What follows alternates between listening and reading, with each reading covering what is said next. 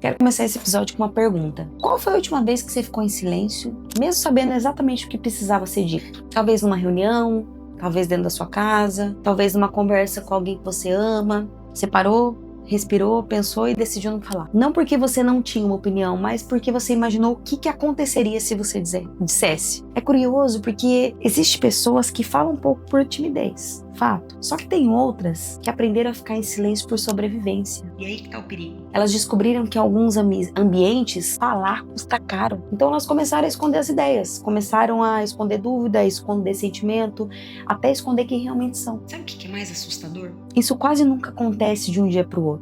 Não é acordei e não quero mais ser assim. Isso quase nunca acontece de um dia pro outro. Acontece aos poucos. Até que chega um momento em que todo mundo sorri, mas ninguém fala a verdade. Todo mundo concorda, só que ninguém acredita naquilo que está dizendo. O ambiente ele parece tranquilo, só que não tem paz. Tem medo por trás. E hoje eu quero te mostrar uma coisa que mudou completamente a forma como eu enxergo as pessoas, empresas, casamentos, amizade, família, até igrejas. O maior sinal de um ambiente saudável não é quando as pessoas falam muito, é quando elas se sentem seguras para dizer a verdade. E tem um versículo que me faz pensar muito sobre isso, e eu trouxe ele para nossa palavra do papai de hoje, que está em Tiago 5,16, que diz assim: confessem os seus pecados uns aos outros e orem uns pelos outros para serem curados. Olha isso. Tem uma palavra nesse texto que merece nossa atenção aqui: curados. Tiago está dizendo que tem uma ligação entre a verdade e a cura. Você está prestando atenção nisso? Pensa comigo. Quem consegue abrir o coração onde sabe que vai ser humilhado? Quem que admite um erro, sabe, tendo certeza que vai ser condenado? Quem que mostra uma fraqueza onde precisa fingir que tá tudo bem o tempo inteiro? Ninguém. Por isso que eu acredito que esse texto ele não fala só de confissão, ele fala sobre ambiente. Porque a verdade, ela só aparece onde tem segurança. E quando a verdade desaparece, o crescimento desaparece junto. A pessoa não se permite mais. Foi exatamente assim que Jesus lidou com as pessoas. Elas não se aproximavam porque ele condenava. Elas se aproximavam porque perto deles elas encontravam graça, elas se encontravam.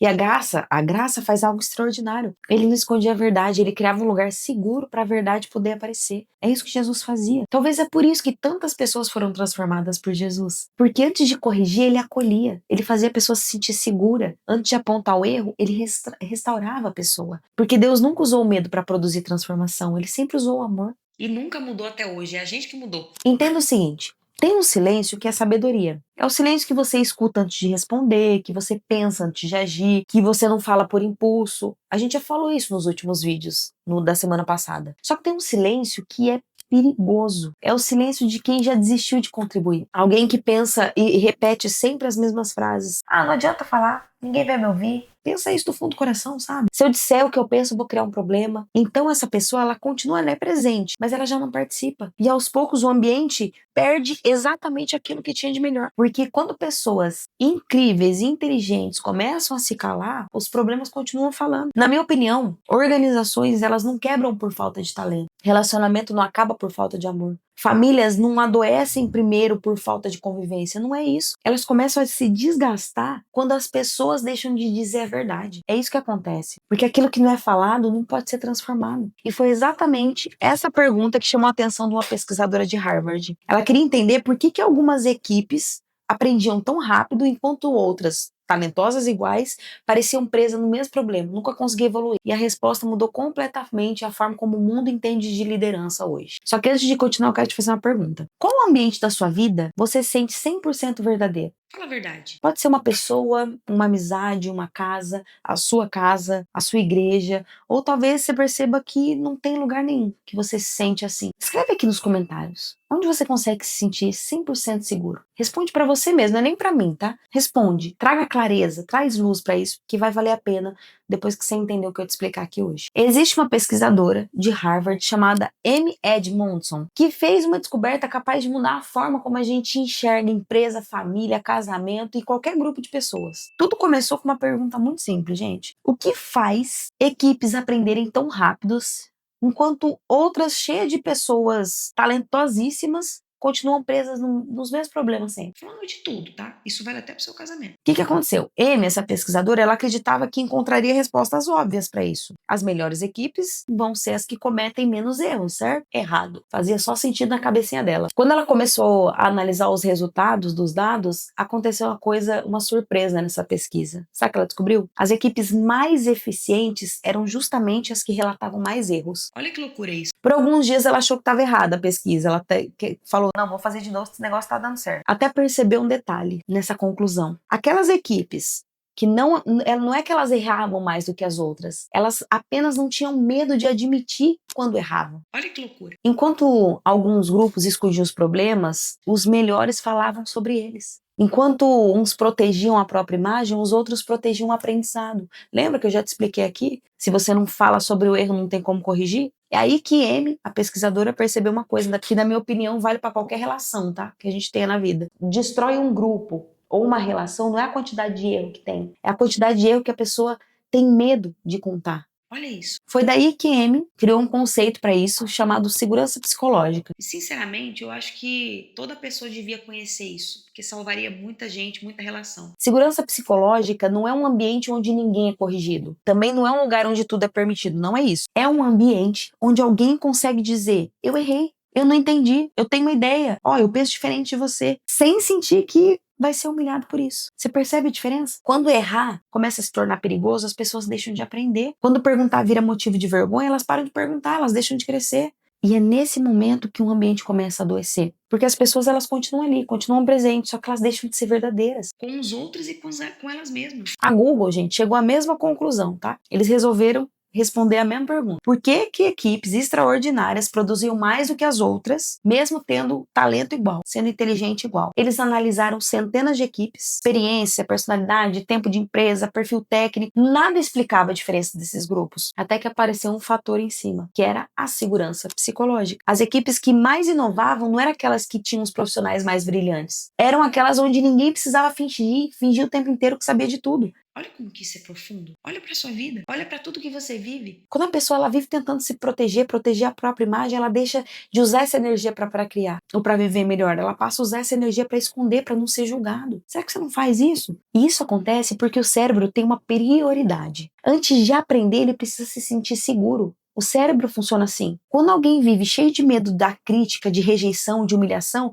o cérebro ele começa a entrar em modo de defesa. E a pergunta ela deixa de ser como que eu posso contribuir e começa a ser como que eu faço para não errar. E é por isso que ambientes inseguros começam a produzir pessoas silenciosas. Não é porque elas não têm ideias, mas porque aprenderam que falar custa caro. E talvez você já tenha vivido isso ou está vivendo isso. Talvez não no trabalho, talvez dentro da sua própria casa, com seus filhos. Foi aí que eu percebi uma coisa. Esse assunto nunca foi sobre empresa. Ele sempre foi sobre pessoas. Porque o mesmo silêncio que destrói uma equipe, destrói uma empresa, destrói um casamento, destrói uma amizade, uma família, uma igreja. O ambiente muda, mas o medo ele continua sendo o mesmo. Não tem como, a pessoa ela tá com medo de expor a ideia dela, então ela se cala. Quantas vezes a gente não vê isso dentro de uma relação? Você percebe? Existem lugares que você chega e você se torna você mesmo. Você pergunta, você participa, você dá ideia, você ri. Só que também tem lugares onde você muda completamente. Até pessoas, tá? Você começa a pensar 3 vezes antes de responder, você esconde dúvidas, você concorda para evitar o conflito. E não é porque a sua personalidade não mudou, foi o ambiente. Então sempre foi sobre o ambiente. Porque ambiente faz muito mais do que revelar quem a gente é. Eles moldam quem a gente se torna. Grava isso. É por isso que a mesma pessoa pode parecer completamente dependendo do lugar que ela tá. Durante muito tempo eu achei que ambiente doente era onde aquele ambiente que tinha muita briga. E hoje eu penso diferente. O ambiente mais perigoso é aquele onde as pessoas não podem discutir, não podem dar opinião. É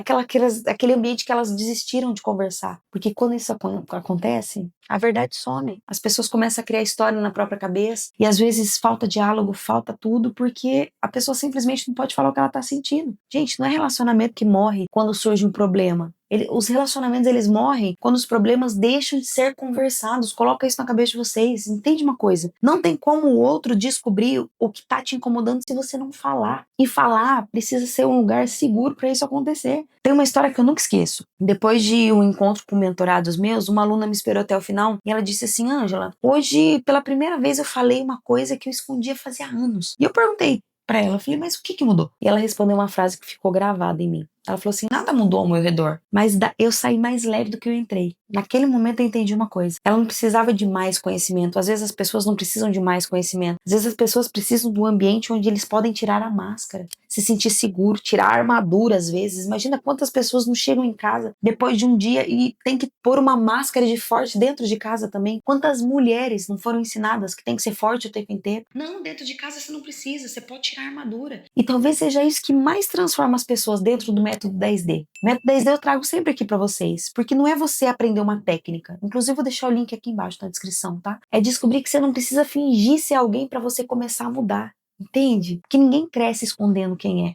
Eu criei o método 10D para isso. A verdadeira transformação começa quando você entra num lugar onde a verdade não é punida, onde a verdade é acolhida, onde você se sente seguro. Se algum dia você sentir que chegou a hora de viver esse processo, eu vou deixar o link do método 10D aqui embaixo, para você se tornar a pessoa que acolhe e a pessoa que pode se sentir acolhida, porque primeiro você tem que saber quem você é para isso acontecer. E o método 10D é isso. E eu quero deixar uma ferramenta para você sair transformado desse vídeo hoje. Aplicação prática. Exercício simples. Em vez de você perguntar, as pessoas me respeitam? Começa a perguntar, as pessoas se sentem seguras perto de mim? Se pergunta isso. Pensa nas pessoas que convivem com você. Seu marido, sua esposa, seus filhos, sua equipe, seus amigos. Quando eles erram, a primeira reação deles é contar pra você ou esconder? Quando eles discordam, eles têm liberdade pra falar ou eles preferem ficar em silêncio perto de você? Porque eu não tô falando aqui, o vídeo de hoje, o que eu tô falando aqui agora, não é sobre só você se sentir seguro nos lugares, mas também saber que os outros se sentem seguros com você. E às vezes você é uma pessoa que não permite que isso aconteça. Às vezes o problema da sua relação não é o outro, às vezes tá em nós, que não permitimos os outros se sentirem seguros, falarem. Ah, Ângela, meu marido, minha esposa, meu filho não se abre comigo. Mas como você faz eles se sentirem perto de você? É sobre isso também. É sobre fazer isso e essa transformação partir de você também. Porque essa resposta revela muito mais sobre o ambiente que você construiu para isso acontecer. Entende? Que você seja a segurança nisso. Cara, quanto mais eu estudo comportamento, entendo o comportamento humano, mais eu percebo que os ambientes mais fortes nunca foram aqueles que ninguém erra. Não é isso. É aquele que ninguém precisa esconder os próprios erros. Esconder, na verdade, quem é. Esconder a identidade, às vezes se moldar para caber naquele lugar. E o que mais destrói relações e tudo, eu acho que é exatamente isso. Você tem que se moldar para caber num lugar. Ou não permitir que o outro seja quem é perto de você porque te incomoda. As pessoas vão incomodar. Ninguém vai ser do jeito que você espera que seja. Mas cabe a você entender. Cabe a você permitir que a pessoa cometa erros. Dê a oportunidade da pessoa entender que aquilo foi cometido para ser corrigido. As coisas só podem ser corrigidas se a gente consegue enxergar onde está o erro. A transformação começa assim. Nada muda se você não consegue enxergar, até para os seus próprios erros. Quando eu falo para vocês comentarem aqui no vídeo, é para trazer luz e clareza para onde às vezes você passou muito tempo escondendo. Porque a transformação é isso. Enxergar o seu erro e perguntar, como que eu posso melhorar isso? Como que eu posso mudar isso? E é isso que faz você crescer. Eu quero que você saia desse vídeo hoje levando uma bênção. Que Deus dê a você um lugar de descanso para quem tá cansado me assistindo aqui hoje. Que as pessoas encontrem perto de você mais graça do que julgamento e que você encontre nos lugares também a mesma coisa. Que Deus lhe dê um coração humilde, calmo e tranquilo para reconhecer os próprios erros e sábio o suficiente para não sentir orgulho e pedir ajuda quando precisa. Amém?